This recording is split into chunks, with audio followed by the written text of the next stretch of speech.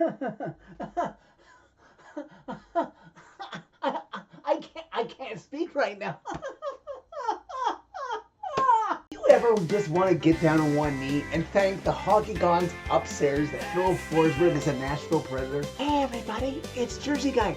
Hold my beer. Are you sure you want me here? Patrick, watch anybody? Is it maybe somewhere that we owe a massive debt to the hockey gods? Again and again and again. You're like a kid again, Johnny. Is happening? Is this happening? Is this happening? This isn't an ad for some dang cookie. I want a piece of that action. Well, you don't have to tell me twice. What do you have to tell me that is going to make me feel positive? And maybe the Titans won't let us down on Thursday. Let's walk it off. Okay, on with Johnny's reaction video.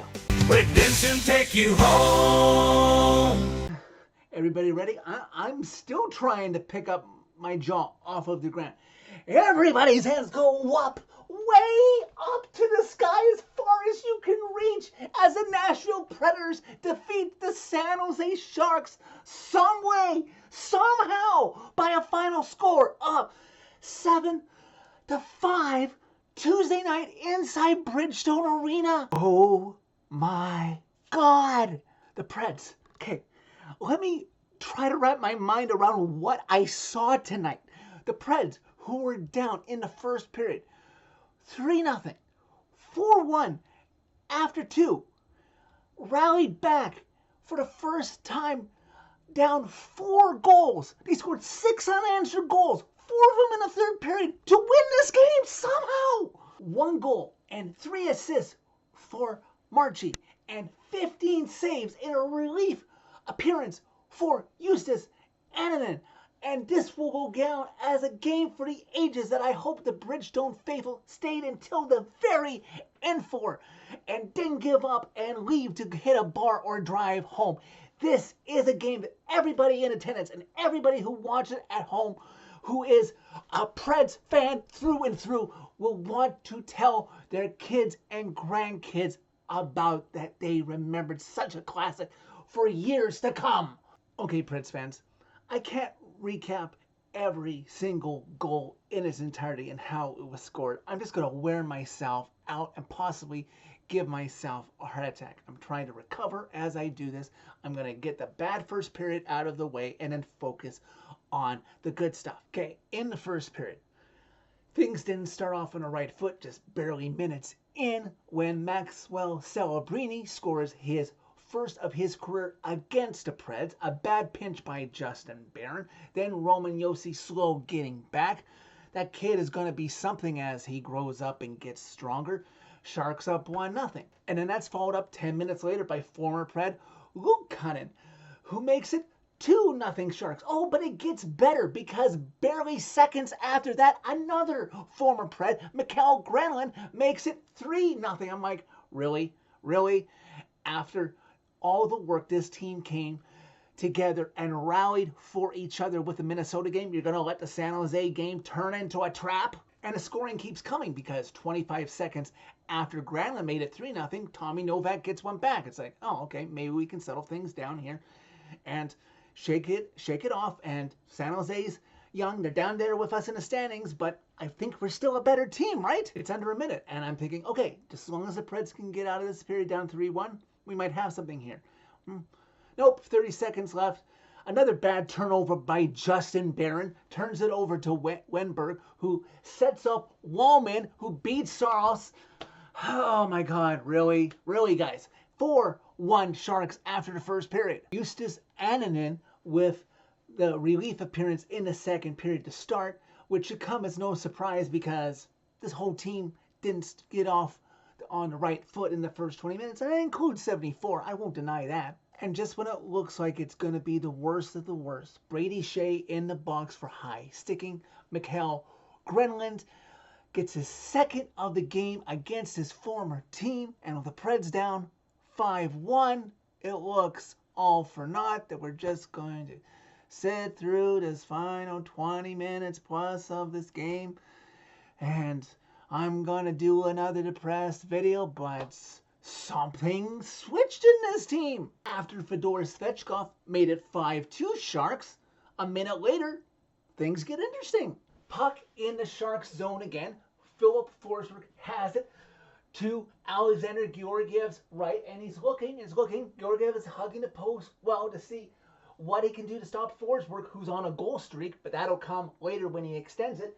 Forsberg sees, hey, why not? He sets up a streaking Justin Barron. Justin Barron comes right in, gets Forsberg's pass perfectly, and puts it past Georgiev, and the Preds have something here. They're only down 5-3 now. Oh, could they do it? Could they do it? Preds outshooting the Sharks 26-13 after 2 periods, only down 5-3. And shout out to Catfish on the Ice podcast. You guys should really subscribe to that podcast along with their live video sometimes. I was in the chat room watching the game of Watch Along. I didn't give up once it was 5-1 Sharks. And I even said to them, down 5-3, maybe, just maybe, don't give up. Because remember, all the diehard fans who remember last year during the 18-game point streak, the Preds were down 4-1 to Vegas. The San Jose Sharks are not Vegas. And they came back and won that game in overtime. I'm thinking they were down 5-1. Maybe, just maybe, they have something in them in this game. Okay, so it doesn't take the Preds very long as we start the third period. 20-something seconds into the third period. Fresh ice, Preds, fresh legs. Adam Wilsby pinches in as the Sharks try to battle for the puck with him.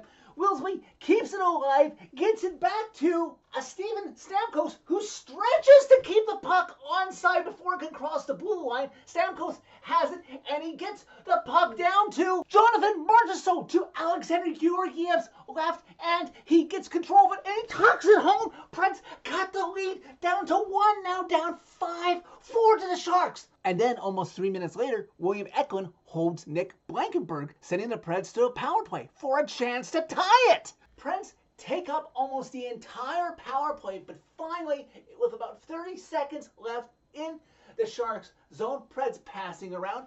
Philip Forsberg gets it over to the man with the flair for the dramatic goal in Preds franchise history, the captain, Roman Josi. One time, blasted home past Alexander Georgiev, and the Preds have come back from down 5-1 to tie this game at 5. And big moment here, just over 6 minutes into the third period, to not allow momentum to swing the other way back to the Sharks.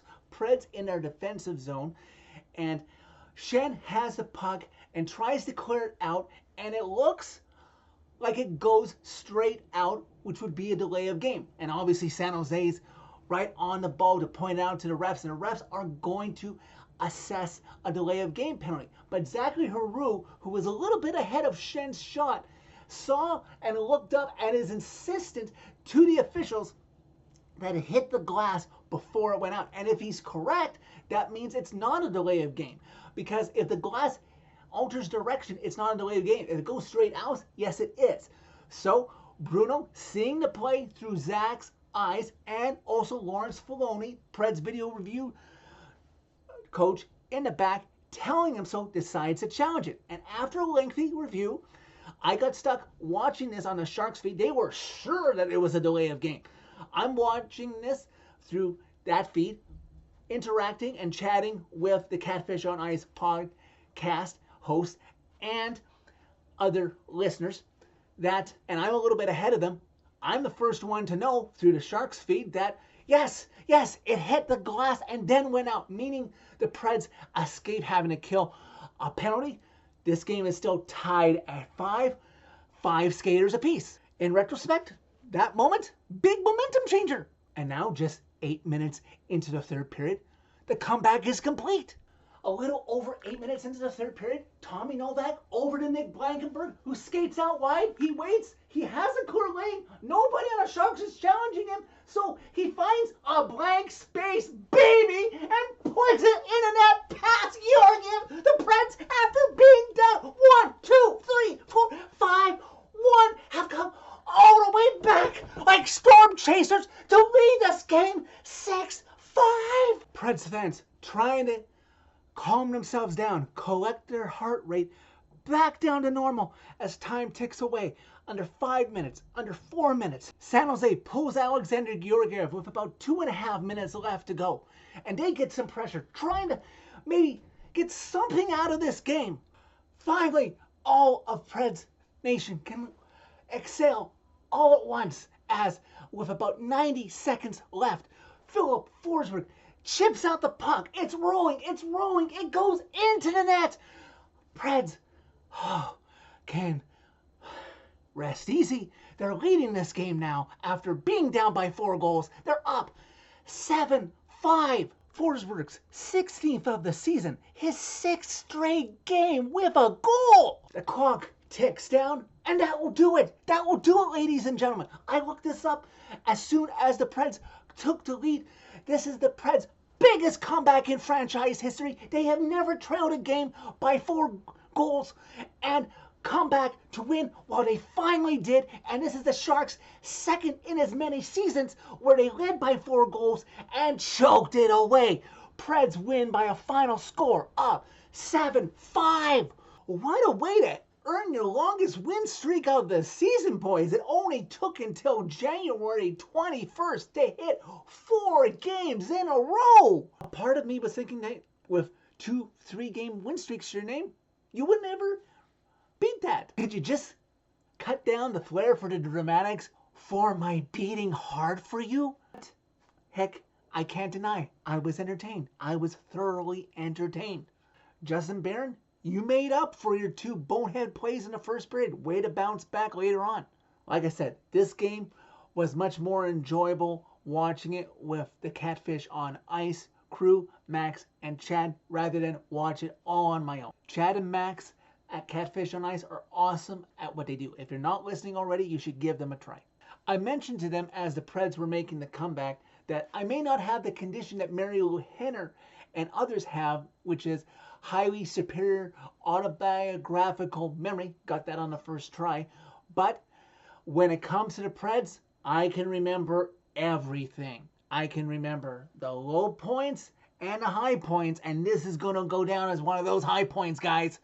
This game, Preds Nation, is a game you will want to tell every Preds fan you meet, much less your kids and grandkids, and will want to replay it until the day you die as one of the greatest home games inside Bridgestone Arena.